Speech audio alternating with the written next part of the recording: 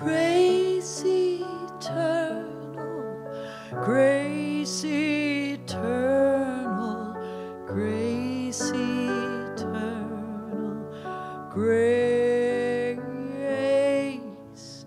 grace eternal, grace eternal, grace eternal, grace.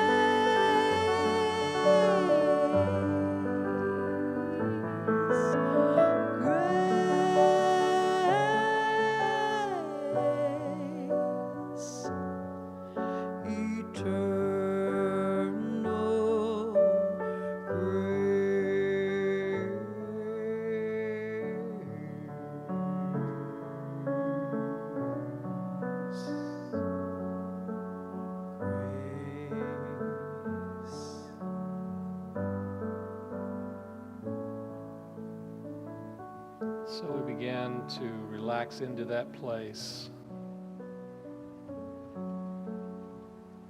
of peace, a place of stillness. And I invite you to breathe into the heart space. It's through the energy of the heart that we can truly begin to allow grace and mercy to unfold. And so we bring into our awareness all of our life experiences and notice whatever arises within us about each and every experience. If there's some challenge that you're experiencing in life at this point, you're invited to be open to the possibility that it's there for you, to bring you into a greater awareness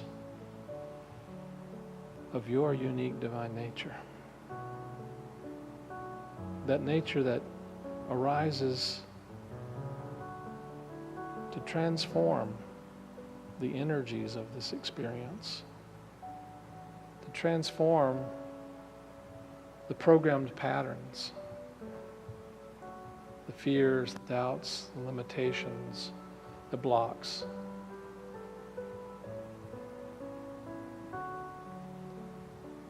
The angers, the resentments, the confusion, whatever reaction seems to come into your awareness when you think about a particular experience in life.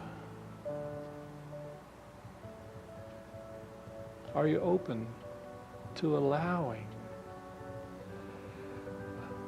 a higher energy, a higher response, a response of creative power and light and love, and even loving that part of yourself that has difficulty overcoming, that has difficulty loving and being merciful and forgiving. And just send energies of peace and grace and love and compassion to that part of yourself, your psyche, that is resisting.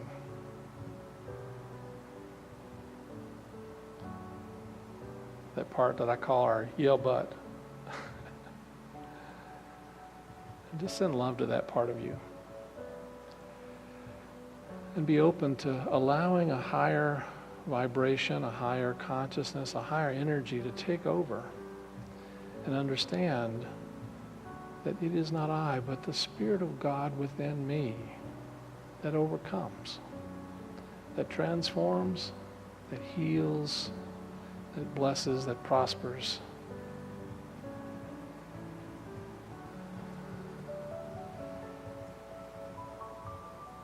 And so whatever patterns that seem to show up in your life that you wrestle with, much like wrestling with an angel, it is there to bless you. Take the time now to be open to and be willing to receive the blessing in the form of a greater knowing of your strength, of your love, of your power, of your passion, of your peace and assurance and confidence. And just take a moment now to give thanks for the overcoming power of that divine nature flowing and unveiling itself in and through you through all of life experiences.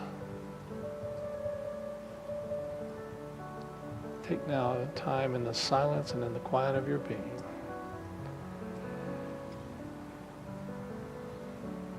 to send forth mercy to yourself, to others, to life, and to the world.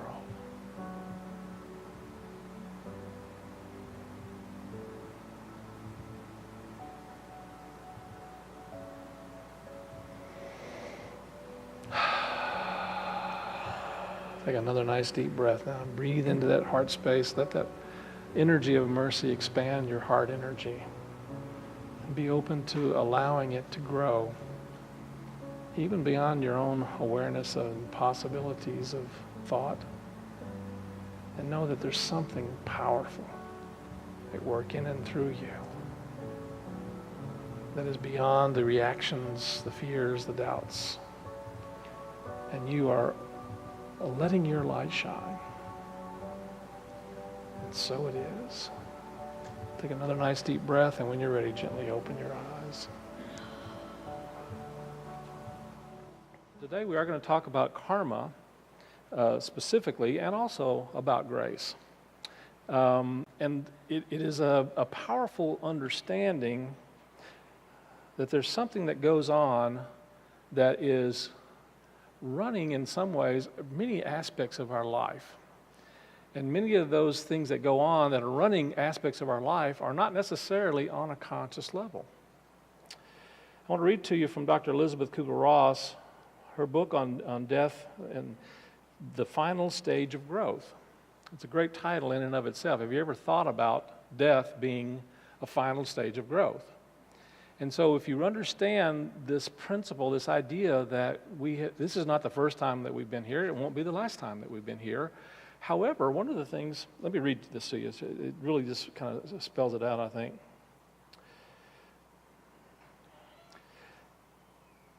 Although rebirth is considered by Hindus to be an unfortunate destiny, which every person should strive to escape at the earliest possible opportunity, they seem, sages recognize the equally proud and fact that without providing the creature a means to grow,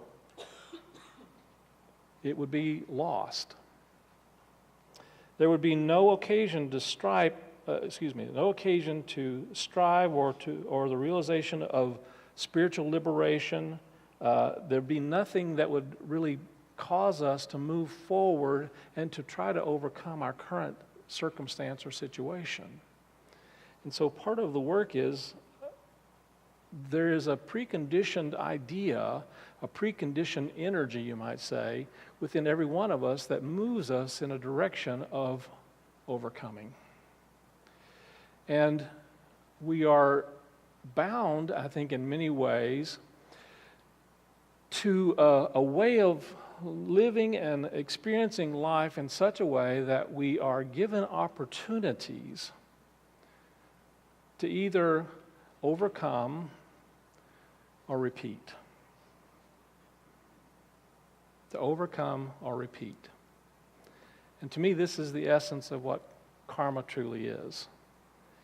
It's really that part of our nature, whether it comes from a previous incarnation or, for that matter, even in this incarnation, because you can have karma in this incarnation as much as you can from a previous incarnation. And sometimes we are more caught up with the idea of getting trapped in the wheel of karma, and it being something that happened perhaps before we came into this incarnation, but we don't recognize that we are consistently participating in that on an unconscious level, on some level, if we are not using the opportunities that come to us to try to move into a different awareness, a different possibility, a different worldview, a different way of looking at things, a different way of understanding, and choosing different choices that really help us to move forward and putting out a new energy. So the lesson today is karma is something that I think in some ways each of us really understands deep inside. There's a part of us that kind of gets that on some level what we put out comes back. Now, a lot of times we don't like that. There are times when I realize that I don't like what comes back. And so what we have a tendency to do is to deny this deep kind of knowing that we have that what we're putting out is coming back to us. So we go unconscious. And we think it's all about them. Or we all think it's all about just circumstances. And the world is the way it is, and it's showing up in my life this way, and I have nothing to do with that. And I'm going to suggest to you that the beginning of awakening is to begin to recognize and to own and to accept responsibility that everything that comes into our life and our world is coming there as a result of something in our consciousness. It's showing up in some way, and we have a tendency to think that karma, you've heard this idea of good karma and bad karma, and I'm going to suggest to you that there's no such thing as bad karma. Now that may be hard to accept. It is challenging to accept the idea that, bad things are coming at me or coming to me. And yet the reality is that everything that comes to us on some level is there for our own development and soul unfoldment. It's there to help us to grow into a greater awareness and understanding of the possibility of our divine nature. It's there to help us to move into a greater experience of the qualities and characteristics that allow us to move beyond the cycle of life, death, and rebirth. I would suggest to you that ultimately, one of the things that Elizabeth Kubler-Ross was saying is that ultimately, reincarnation isn't what we truly ultimately want. Ultimately, what we want is resurrection, is to come out of this cycle of life, death, and rebirth, and to come into the fullness of our unique divine nature. And I do believe that's what the whole story of Easter and the resurrection is really about. It's not just overcoming death, it's actually overcoming life, death, and the whole cycle of rebirth. And that we are here to develop and to grow in such a way that we're no longer caught up in this cycle of cause and effect. That we're no longer caught up in the cycle of karma. And that our karma is no longer really running the show. But that we're actually consciously being aware of our creative energy and power, and that we're participating in that in such a way that karma is not running the show, but that we are consciously participating in the flow of life in such a way that we are coming from that divine nature and putting out into the life and into the world that we are living a greater us, a greater you, a greater possibility of who you are created to be. See, we're created basically of divine light. One of my musician friends says we're all God blobs. We're just blobs of this amazing God energy. But it's unformed a lot of times, and it's not formed in a way that really helps us to see and to really understand and to experience life from a fuller place, and from a place of a greater sense of wholeness and a greater sense of peace and a greater sense of abundance and a greater sense of life itself. And so part of our unfolding as a spiritual being is to really begin to pay attention to and notice the patterns that show up in our life. And this is how we can really kind of experience and understand karma. So sometimes we have these unconscious patterns, and sometimes there are things that come to us from early on in our childhood. Sometimes I'm convinced that they come from other life experiences. I have done some interesting work with hypnosis, and I have gone through experiences of being regressed and have remembered other life experiences, and I've also helped others do that as well.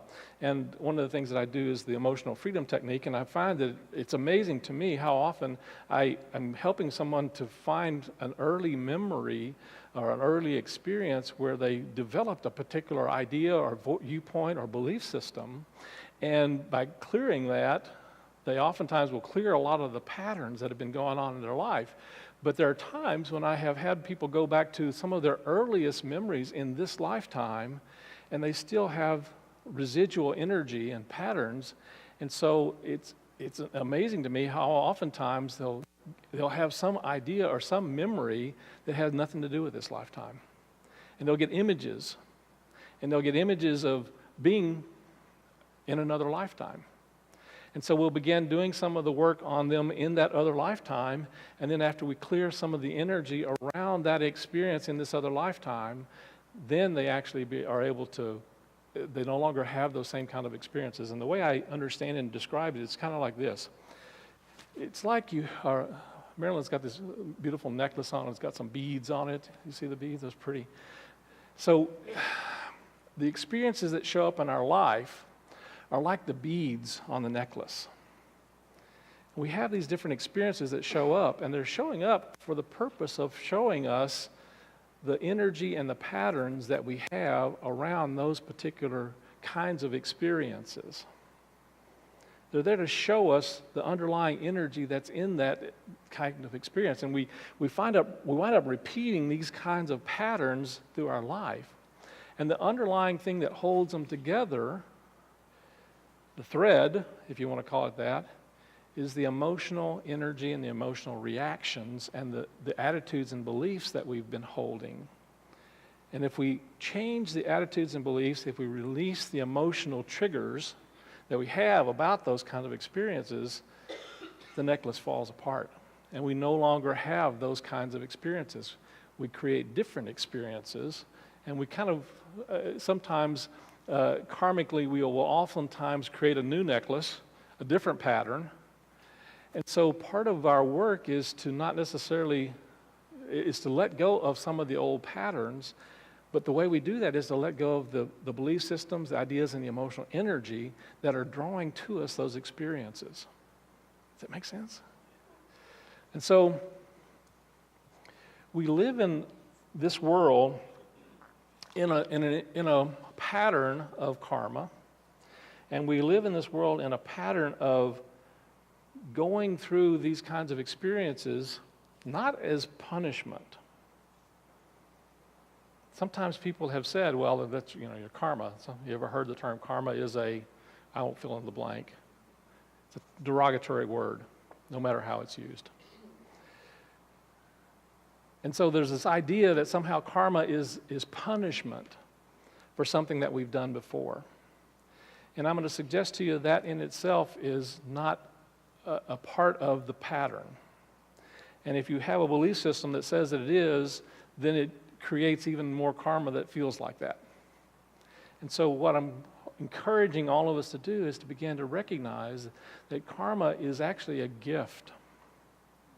And that in many ways the challenges that we are faced with are there for the purpose of giving us feedback of how we have dealt with things in the past perhaps, and giving us a different opportunity to look at and to release some of the patterns and the triggers that have created these kinds of experiences going forward.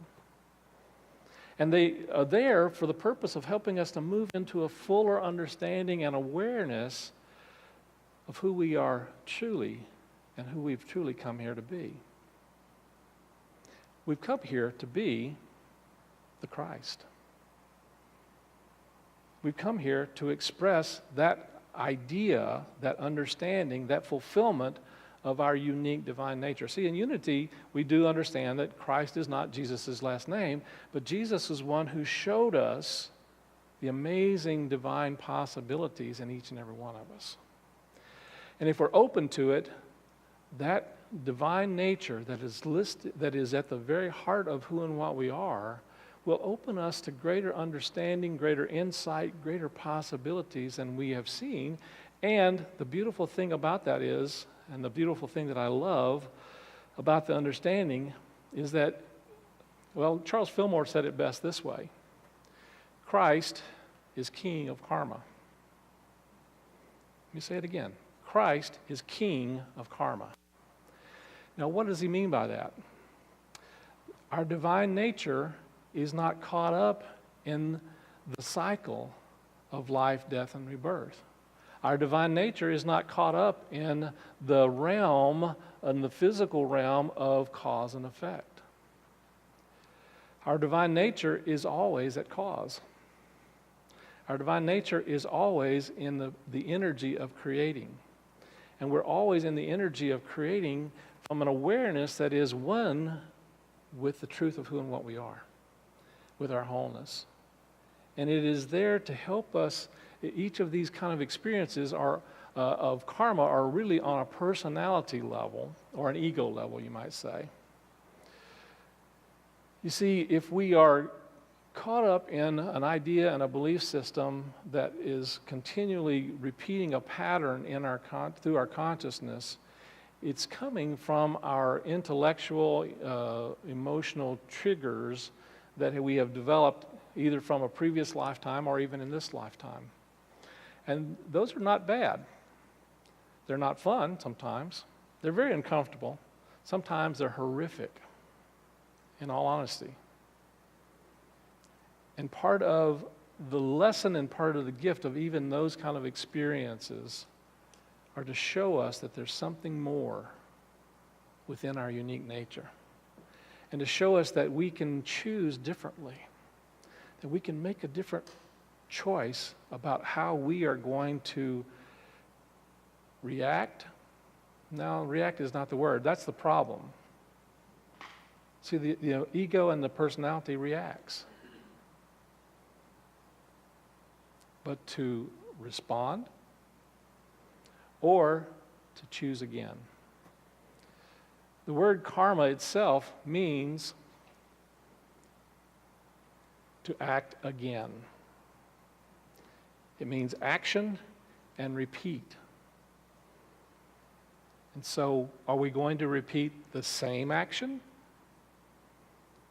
Karma really is a way of giving us an opportunity to act in a different way from something that is repeated, something that's going through our life. And so we have the opportunity to learn and to grow through all of these things that come back to us, and we find ourselves, anybody here, maybe there's somebody here who's already outside of karma, I'm not sure. It's very possible. I'm open to that possibility. But anybody not have a pattern, a way of thinking, a way of being, a way of experiencing, experiences that keep coming back into your life? Certain kinds of experiences with relationships, certain kinds of experiences with health, certain kind of experiences with finances or money, certain kind of experiences with our work situations, our family situations, and they seem to be repeat over and over again. And sometimes we just feel like we're stuck in those. Well, this is where grace comes in. Because grace is like an eraser. Grace really doesn't take away the karma, but it helps you to no longer continue the same pattern that you've been using, and the same reaction, and the same trigger points, and the same kind of energy that you've been holding about that particular circumstance or situation. And so grace involves forgiveness, it involves compassion, it involves mercy. So one of the things about karma is this. If you look in Scripture, there's a number of opportunities and ways that Jesus talks about this idea of karma. Anybody ever heard the idea, what you sow, you reap? Anybody ever heard that one? Yeah. He actually teaches this all through his teachings. But one of the things he does also talk about is the understanding that there's something greater. There's a greater law. There's a greater law. One story, of course, he talks about the leaders of the Jewish faith at that time came to him and wanted to know, ask him a question. It was a young blind man, and the question really was, did this man sin that he was born blind, or did his parents sin that he was born blind? And so they're looking, the interesting thing about that, there is an understanding in that time and in that culture that there was no question about whether, he didn't say, that's ridiculous. People can't do things before they're born. And so there in and of itself, he really did not ignore the idea of reincarnation. But the point really is, he goes on to say, neither he or his parents sinned that caused this, but so that the glory of God may be demonstrated, may be shown. And then he went and he healed. He healed. He basically healed the karma, the karmic pattern, and the karmic understanding, the karmic belief system from a different place, from a place of grace. And grace is really the understanding, the awareness of our complete wholeness and oneness in the divine, in God. So when you think about karma, one of the things that is often understood about karma is the law of cause and effect. And that law is going to be a part of our experience as long as we are still in these forms and in this world. And it's not a matter of whether we're going to have karma and grace. It's always going to be a part of our life experiences, but there's a law that is higher than the law of cause and effect.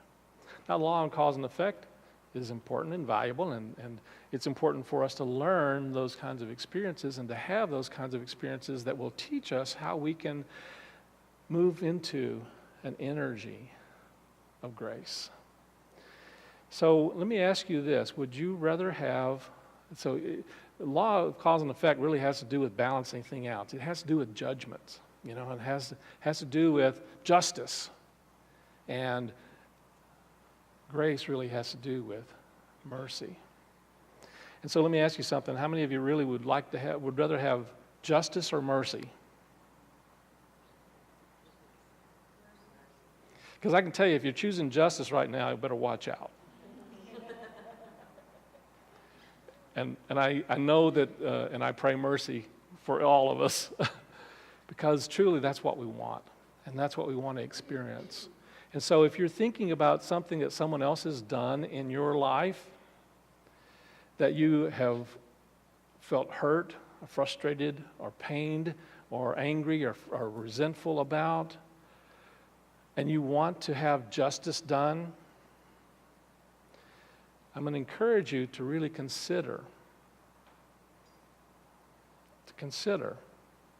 that you don't want justice.